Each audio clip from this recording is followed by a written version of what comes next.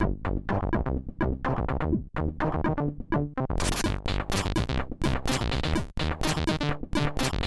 ladies and gentlemen, and welcome back to Jonathan is Bad at Games, where today we're going to be taking a look at Uncertain. Now, it's going to be a little bit different from what I normally do with these kinds of things in that I'm going to play it a second time through, because the first time was kind of hectic and I didn't really get a lot of commentary in because I was trying to pay attention to the story. But now I know a little bit about it, and I kind of want to be able to criticize it where I need to criticize it, so I'm going to be able to talk over it as the game progresses. And one of the first things I noticed was there was a lot of monologuing, and it's very slow monologuing, and it's very painful monologuing, and you'll get a taste of that here shortly, because the robot he just talks and narrates everything, and it's painful. So let me start by saying I like the premise of the story. I like the idea that it is a society in which humans are no longer present. They have wiped themselves out because of war, and all that remains is robots. Robots remain, and they have been updating themselves and upgrading themselves and taking care of the planet and doing whatever it is they've ordained that they need to do, which is basically the premise. We're going to get a couple of shots here that take for... Okay. Model RT-217NP. Primary mission unknown. I am not designed for physical exercise. I am certainly not capable of construction activity, but I am very skillful with electronics. I have set myself a task. I search the remains for electronic devices and make use of them to design different mechanisms that are useful and efficient. And this is about the pace that he's going to be talking for the duration of the game, so I'm going to kind of talk over him. And basically, that's because the pacing really kills this game. Like I was saying, I like the premise of the world where robots have inherited the world. It's interesting because what they wanted to do was create a world in which creatures with no emotion are ruling the planet. They wanted to kind of look at it from the point of view of a completely logical society in which it's completely void of self-destructive cycle of these intelligent but highly aggressive former inhabitants of Earth.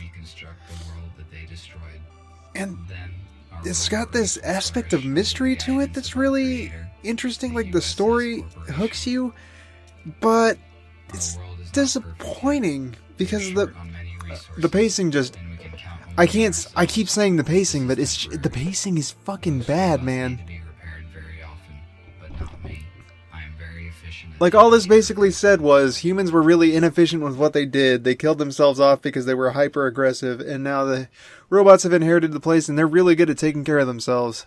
Is basically what we just heard, because there's no room for error. They could have summarized that so much quicker, but he had to go on about how he's good at electronics and all this utter nonsense. And when I first played through it, it was a 30-minute playthrough of me listening to the monologue and not really saying much because I didn't want to interrupt the monologue. But now that I played through it and I kind of know what I need to do and get around, it shouldn't take as long, and you can get kind of an idea of what we're going for. I don't like the stagnant still shots, take a while to get through. It's just constantly slow and uninteresting.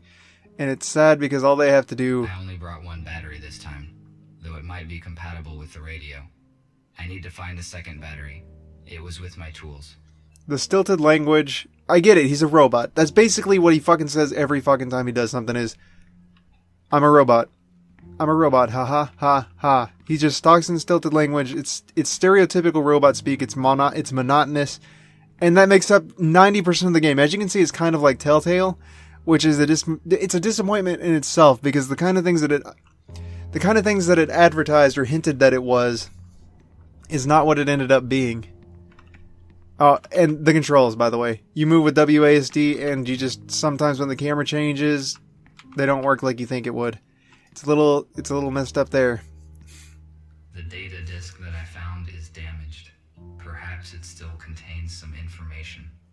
See, and the thing that doesn't work with this is it's a story-based game, right? Like, you interact with things, you look at things, he tells you about them. That doesn't work when you talk in a slow, monotonous way. It just doesn't. You can't spend... The intercom can read data. You can't have an entire game based around a robot and have him talk this way and hope that make it interesting. This is the kind of perspective it shows for the promotional stuff when it gave us the game. It's this first person kind of stuff. And that's what made me really excited for it, was it's got that first person kind of quality to it. It looks great. It looks great. The story's great. The pacing is fucking, it kills me. Both the way they chose to present this is just so painful. And you don't, and look at this. Sometimes your wheel just doesn't come out, man. It just doesn't. Sometimes it doesn't do that. It's fucking obnoxious. Okay, so that's the radio we're getting the battery for. The battery's in here. It's on the table. We're going to pick that up. We didn't have to get that, by the way. I was just showing you that you can kind of interact with the environment and find some things. And I get that it's a radio receiver on. But I'm the kind of person who likes to go around in these games and I look at everything and I try to pick them up and I listen to what they have to say. But just, could you imagine me doing this? I tried to extract sounds from it for 30 minutes? For 10 minutes, I tore the second string. Just like everything. Everything is like that. He just like comments on it in this slow, boring way.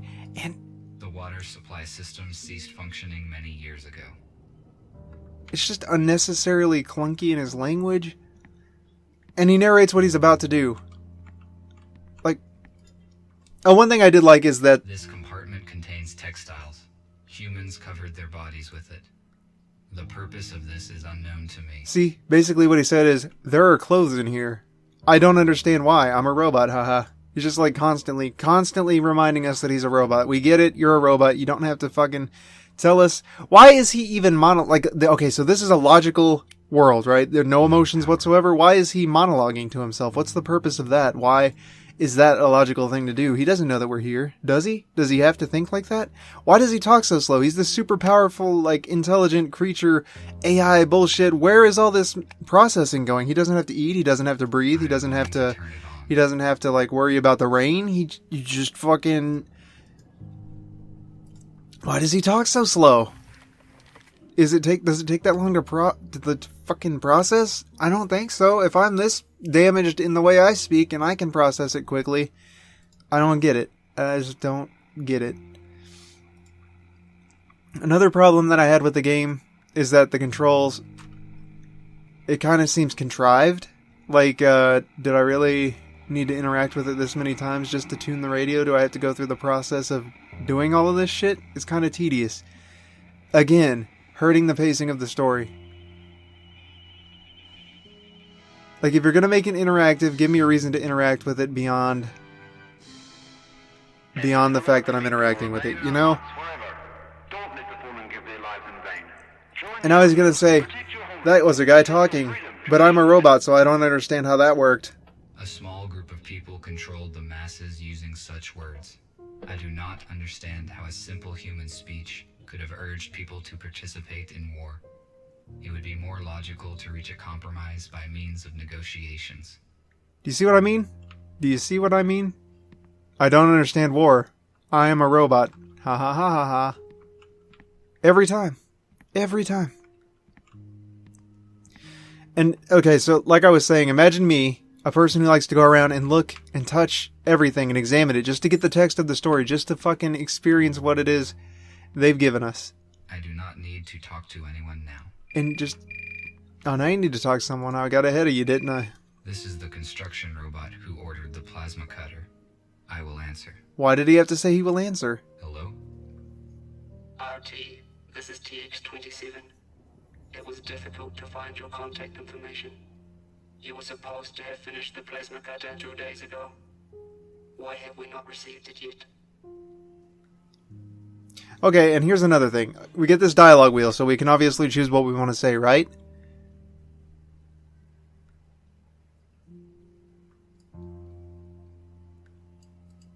Sorry, but I cannot get to you right now because of a heavy rain. This should not be a problem for you. The body of your model is waterproof. Answer the question. Okay, so logic, right? We just lied to him. He's like, that doesn't make any sense. Answer the question anyway. So we apologize. This is my fault. I will finish the cutter as efficiently as possible. Your excuses are irrelevant. Excuses are irrelevant. We're superhuman. We're super logical. These things aren't relevant to us. We don't understand reason. We're robots. Ha ha ha ha ha. So robot-y. But then... Oh god, if they would quit just monologuing to themselves. We can wait one more day. If you don't deliver the order in time, we will contact another specialist, and your professional rating will be severely decreased. One, why would we need to lie? Why couldn't we just do it, you know? I will contact you to settle the time and place as soon as All I these complete the rational, job. reasonable things, and we couldn't just make the plasma cutter? Isn't that our fucking designation? Isn't that what we do? That's what we I agreed to? cannot We should fail just in my task. do it? Structure robots And then this very robot says quickly. thank you. Why is he thanking us? Finish the cutter as All of quickly this as possible. robot jargon, all of this robot behavior, all of the dialogue that implies that we don't act human, we don't have emotions, and he thanks me? Is there a reason? Does he have to do that? Can he not say, like, very well or what the fuck ever?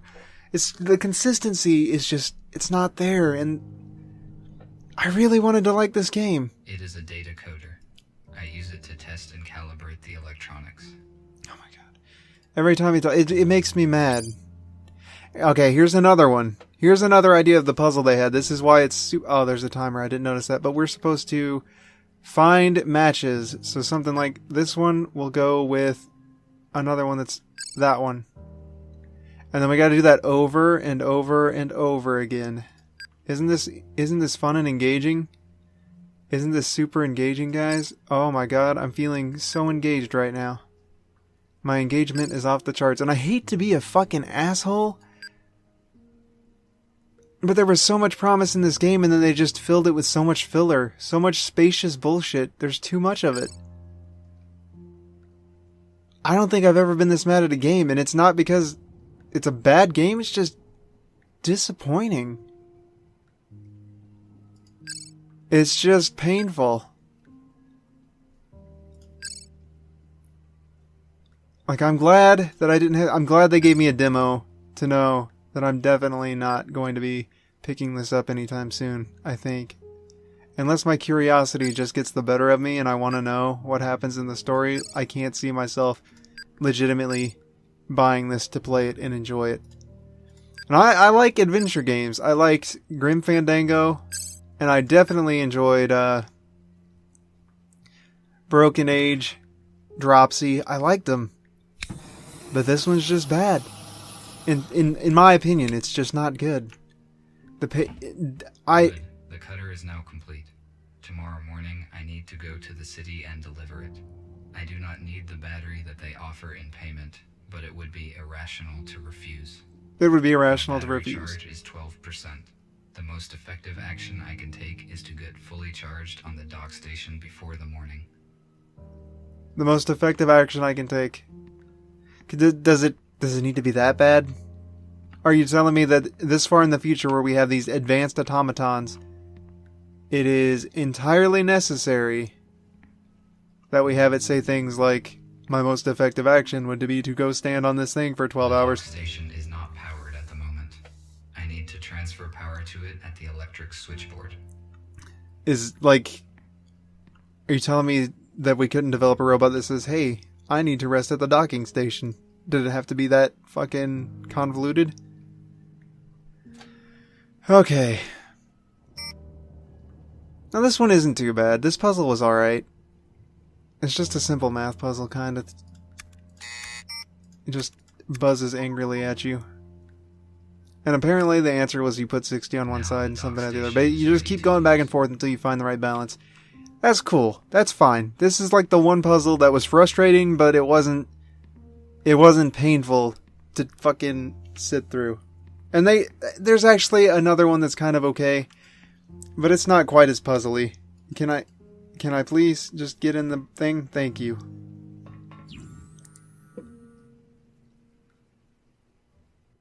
I think my problem is that it's got a world that I want to learn more about. I want to be invested in this world. I want to get to know this world. I want to experience the story that it offers. I want to uncover the mystery and everything like that.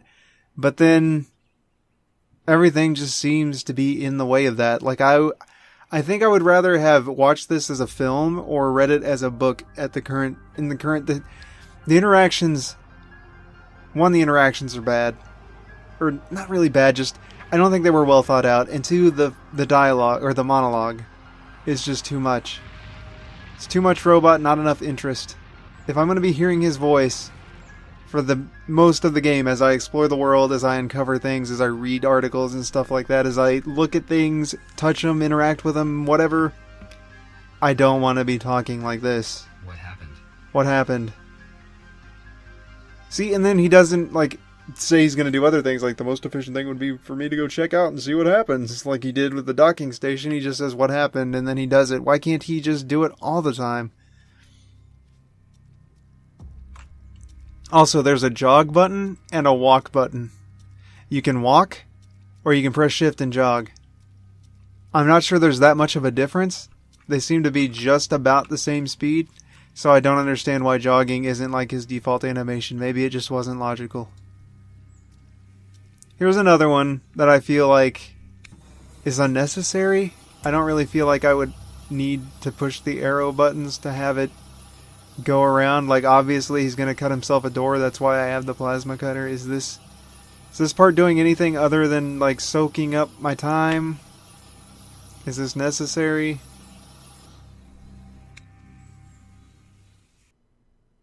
Like, maybe have me find some weak points on the door or something, or figure out where I need to cut in order where it's weakest. Give me some kind of inclination that it's not just a thing that they're making me do. At this point, I had lost interest in doing anything whatsoever in my first playthrough. I had completely checked out in terms of figuring out the story. I didn't want to play anymore. I was frustrated. I had gone through all of this shit just to get to this point, and I just wanted to finish the demo. And that's the problem with pacing in a story game. If somebody checks out before the story's even over, then there's really no point in getting the story game. If the story is everything, and it's too slow to enjoy, then the game's just not fun. And I think that's a logical thing to assume. That's a toolbox or some shit. That's the only complaint.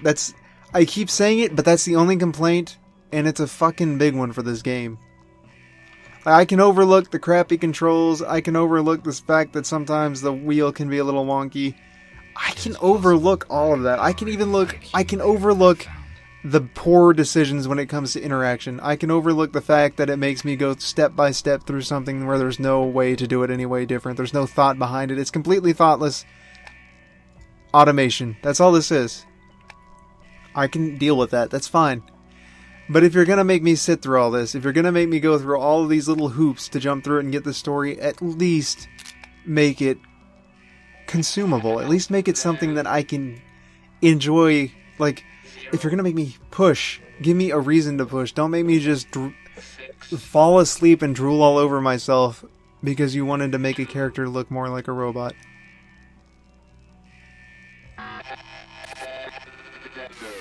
I wasn't paying attention. What did he say? The pilot is no longer functioning. What did he say? Who should I help?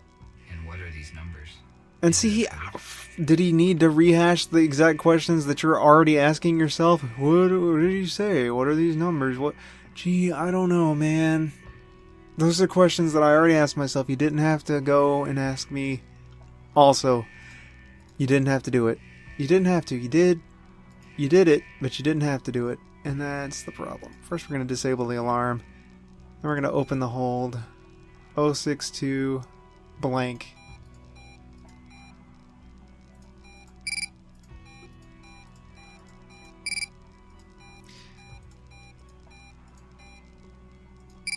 Okay, so 06.